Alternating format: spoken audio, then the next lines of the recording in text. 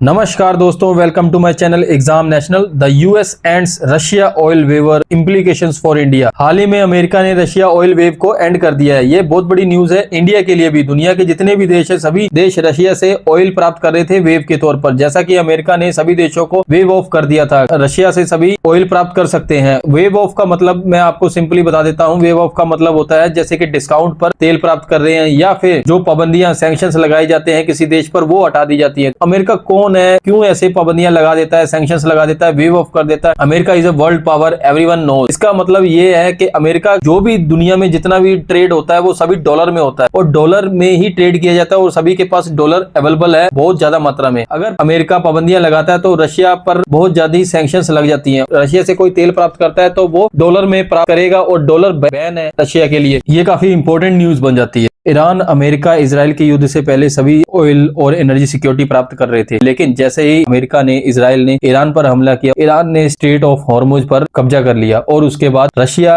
एक ऐसी कंट्री बन गई जिसके पास अनलिमिटेड ऑयल रिजर्व थे, और वो अपना ऑयल के रिजर्व महंगी कीमत पर बेचने लगा। उन पर से जो भी सैंक्शंस थी वेव ऑफ कर दी थी। इसी तौर पर भारत को भी बहुत अच्छा एक विजन मिल गया था कि रशिया से ऑयल खरीदने पर। धीरे धीरे अमेरिका ने देखा कि सभी देश रशिया से ऑयल खरीद रहे हैं और रशिया अमीर होता जा रहा है, मतलब काफी रूबल अच्छा कमा रहा है। तो अमेरिका ने अभी क्या किया, हाल ही में अमेरिका ने वेव ऑफ एंड कर दिया है। मतलब अमेरिका रशिया से जो भी सैंक्शंस थे वापस लगा दिए हैं। इससे इसका जो इम्पैक्ट है वो इंडिया पर बहुत पड़ेगा, क्योंकि इंडिया का most of the crude oil Russia से आता था, लेकिन अब third world largest Venezuela country बन गई जिससे हमारा ऑयल आता है। आज भारत एक बढ़ती हुई अर्थव्यवस्था है, और अगर सिक्योरिटी, एनर्जी सिक्योरिटी और फ्यूचर स्ट्रेटेजी पर कोई खतरा मंडराता है, रशिया पर सैंक्शंस लगने से अगर कोई खतरा मंडराता है, तो ये भारत के लिए एक शॉक के तौर पर होगा, और ग्लोबल एनर्जी शॉक बहुत बड़ा हो सकता है भारत के लिए। रशियन ऑयल से कनेक्टेड वेवर्स रिलैक्सेशंस को एंड कर दिया अमेरिका ने, और सैंक्शंस इंक्रीज कर दिया। ये डिसीजन लिया गया है रशिया यूक्रेन वॉर के रिलेटेड, क्योंकि रशिया ने अभी हाल ही में हाइपरसोनिक मिसाइल का यूज किया है यूक्रेन पर। India was buying large amounts of Russian oil.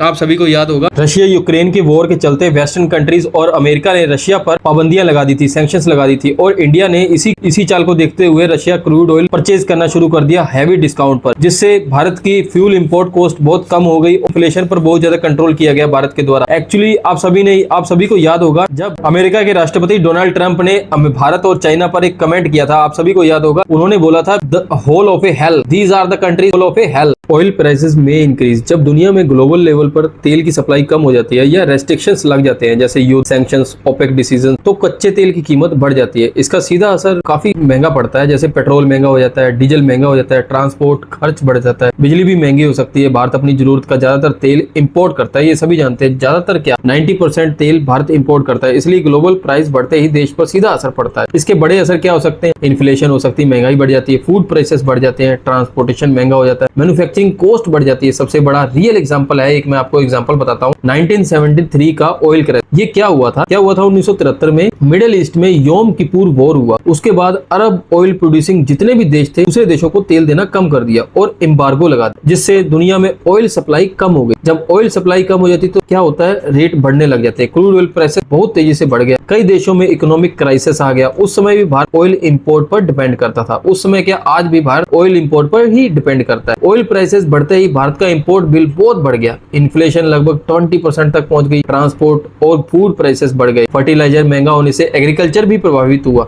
इसे आसान एग्जांपल से अगर मैं समझाऊं तो मान लो 1973 में पहले एक ट्रक दिल्ली से मुंबई सामान ₹50,000 में पहुंचाता था, ठीक है, लेकिन ऑयल क्राइसिस के बाद डीजल महंगा हो गया, ट्रक ट्रांसपोर्ट कॉस्ट ₹70,000 हो गई। अब दुकानदार सामान महंगा बेचेगा, सब्जी, दूध, राशन सब महंगा होगा, आम आदमी की पॉकेट पर असर पड़ेगा। तो यही होता है। जैसे अब रशिया ने यूक्रेन पर वॉर किया, रशिया यूक्रेन की वॉर में ये हुआ कि रशिया पर सैंक्शंस लगा दिए अमेरिका ने। अब एक बार तो रशिया की रूबल कमजोर होने लगी, और रशिया पर काफी पाबंदियां लगने से वेस्टर्न कंट्रीज ने भी सैंक्शंस लगा दिए, जिससे कि क्या हुआ, रशिया का तेल बिकना बंद हो गया लगभग, और रशिया ने डिस्काउंट ऑयल देना शुरू कर दिया। तो ये भी एक एग्जांपल हो सकती है। शिपिंग एंड ट्रेडिंग रिस्क, समुद्री व्यापार के खतरे। दुनिया का ज्यादातर तेल समुद्र के रास्ते सी रूट से आता है। इनमें सबसे इंपॉर्टेंट रूट है स्ट्रेट ऑफ हॉर्मुज। ये दुनिया का 30 to 40% तेल यहीं से जाता है, जहां से दुनिया का बड़ा हिस्सा तेल गुजरता है। प्रॉब्लम कब आती है? अगर यहाँ युद्ध, टेंशन या ब्लॉकेज हो जाए, या पायरेसी अटैक का खतरा हो, जैसे कि अभी युद्ध चल रहा है अमेरिका, इजराइल और ईरान में। तब जहाज़ों का इंश्योरेंस महंगा हो जाता है, ट्रांसपोर्ट कॉस्ट बढ़ जाती है, कई बार शिप्स डिले हो जाते हैं। एग्जांपल से समझाता हूँ आपको। पहले एक तेल वाला जहाज मिडिल ईस्ट से इंडिया रुपए 10 करोड़ में आता था, लेकिन टेंशन के बाद क्या हुआ, इंश्योरेंस कॉस्ट बढ़ गई, रूट रिस्की हो गया। अब वही शिपमेंट रुपए 15 करोड़ में आएगा। अब इंश्योरेंस कंपनियां उस शिप का 15 करोड़ इंश्योरेंस का लेगी। ये एक्स्ट्रा कॉस्ट आखिरकार हम कब तक पहुंचेगी? पेट्रोल डीजल महंगे होंगे, एनर्जी शॉक स्प्रेड क्विकली तेजी से फैलता है। एनर्जी शॉक मतलब अचानक तेल एनर्जी की सप्लाई या प्राइस में बड़ा बदलाव। इसका चेन रिएक्शन ऐसा होता है, क्रूड प्राइस बढ़ जाता है, इंडिया का इंपोर्ट बिल बढ़ जाएगा, क्योंकि इंडिया ज्यादातर क्या 90% तेल बाहर से खरीदता है, इंपोर्ट करता है। शिपिंग इश्यूज आते हैं, फ्यूल देर से पहुंचता है, मतलब पेट्रोल पंप पर सप्लाई कम हो सकती है, शॉर्टेज की सिचुएशन बन सकती है, सप्लाई कम हो जाती है, रिफाइनिंग और लॉजिस्टिक्स कॉस्ट बढ़ती है, मतलब रिफाइनरी में प्रोसेसिंग महंगी, ट्रांसपोर्ट महंगा, फाइनल प्राइस और बढ़ेगा। स्टेट ऑफ हॉर्मुज में कन्फ्लिक्ट हो गया, शिप्स डिले होने लगे, इंडिया को ऑयल देर से मिला।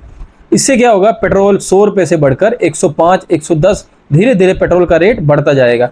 ट्रक की कॉस्ट बढ़ जाएगी, सब्जियां महंगी हो जाएंगी, क्योंकि ये सब ट्रांसपोर्टेशन से ही आता है, और ट्रांसपोर्टेशन डीजल पेट्रोल पर डिपेंड करता है। यही है एनर्जी का शॉक का domino effect. India needs long term energy planning. Bharat को लंबी अवधि की ऊर्जा योजना की जरूरत क्यों है? भारत की पॉपुलेशन और इंडस्ट्री तेजी से बढ़ रही है, इकोनॉमी ग्रोथ कर रही है, इसलिए एनर्जी की डिमांड भी लगातार बढ़ रही है। लेकिन प्रॉब्लम यह है कि हम ज्यादातर तेल इंपोर्ट करते हैं। इवन 90% कंट्री का जो तेल है वो इंपोर्ट होता है, इसलिए ग्लोबल क्राइसिस का सीधा असर भारत पर पड़ता है। अब जैसे अमेरिका, इजराइल और ईरान युद्ध के बीच में लड़ रहे हैं, तो इससे सीधा असर भारत पर पड़ा है। लेकिन भारत ने अब काफी कुछ डाइवर्सिफाई कर दिया है। डाइवर्सिफाई ऑयल सप्लायर्स क्यों जरूरी है? सिर्फ एक दो देशों पर डिपेंड नहीं रहना चाहिए। एग्जांपल, अगर इंडिया सिर्फ मिडिल ईस्ट से तेल ले और वहां वॉर हो जाए तो सप्लाई रुक जाएगी। जैसा कि अभी हमने हाल ही में देखा, स्टेट ऑफ हॉर्मुज में हमारे जहाज रुक गए तो हमें तेल पर डिपेंड होना पड़ा। लेकिन वहां पर रशिया अवेलेबल है, यूएसए अवेलेबल है, अफ्रीका से भी ऑयल इंडिया ले रहा है। वेनेजुएला एक तीसरी ऐसी कंट्री बन गई जहां से हम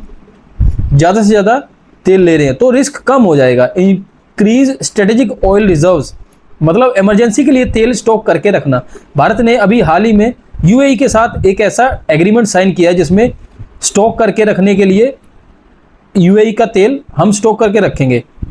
एग्जांपल, मान लो 10 दिन तक ऑयल सप्लाई बंद हो गई, अगर इंडिया के पास रिजर्व है तो देश चलता रहेगा। यही डील और यही एग्रीमेंट यूएई के साथ भारत ने किया है। अगर रिजर्व नहीं है, पेट्रोल पंप खाली हो सकते हैं। एक्सपेंड रिन्यूएबल एनर्जी बहुत जरूरी है देश के लिए। सोलर वाइंड जैसे क्लीन एनर्जी को बढ़ावा देना भारत के लिए बहुत जरूरी है। अगर गांव में सोलर पैनल लगाए, वहां डीजल जनरेटर की जरूरत कम होगी, ऑयल डिपेंडेंसी कम होगी, इंप्रूव डोमेस्टिक प्रोडक्शन होगा। अपने देश में ऑयल गैस प्रोडक्शन और ज़्यादा बढ़ाया जा सकता है। देखो, भारत में तेल के कुएं तो है नहीं, जैसा कि मोदी साहब भी कह चुके हैं। अगर इंडिया खुद ज़्यादा ऑयल प्रोड्यूस करेगा, प्रोड्यूस करने की कोई भी क्षमता नहीं है, क्योंकि भारत के पास कोई तेल के कुएं नहीं है। भारत सिर्फ क्रूड ऑयल को फिल्टर कर सकता है। इंपोर्ट कम होगा, ग्लोबल प्राइस शॉक का असर पड़ेगा। इंडिया स्टिल डिपेंड्स ऑन कोल। देखो, भारत अभी भी कोल पर बहुत ज़्यादा डिपेंड करता है। रियलिटी ये है कि इंडिया ग्रीन एनर्जी प्रमोट जरूर कर रहा है, लेकिन अभी भी कोयला सबसे बड़ा एनर्जी सोर्स है। रिन्यूएबल ग्रोथ स्लो है, सोलर वाइंड बढ़ रहे हैं, लेकिन डिमांड उससे ज़्यादा तेजी से बढ़ रही है।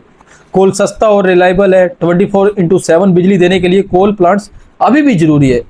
देखो, एक सिटी को रोज 100 यूनिट बिजली चाहिए, मान लो सोलर प्लस वाइंड दे रहे हैं 40 यूनिट, बाकी 60 यूनिट कहाँ से आएगा? वो तो कोल से ही आएगा ना। इसलिए कोल अभी भी बैकबोन है इंडिया की इलेक्ट्रिसिटी का। इंडिया को एनर्जी सिक्योर बनने के लिए 4 चीज़ें जरूर करनी चाहिए। डाइवर्सिफाई, भारत को अलग अलग देशों से जहाँ जहाँ तेल के उपलब्ध है, भरमार कुएं हैं, वहाँ से तेल खरीदना चाहिए। रिजर्व रखना चाहिए, जैसा कि भारत ने अभी यूएई के साथ डील एग्रीमेंट साइन किया है। रिन्यूएबल एनर्जी में जाना चाहिए, जैसे कि भारत में काफ़ी कंपनियां जो सोलर पैनल लगा रही हैं। डोमेस्टिक प्रोडक्शन कुछ अलग तरीके से करना चाहिए। अगर हम तेल का प्रोडक्शन नहीं कर सकते तो कुछ और चीज़ों का प्रोडक्शन करना चाहिए। तो ये था हमारा आज का टॉपिक। हमारे साथ ऐसे ही चैनल से जुड़े रहिए। Thank you so much for watching our video.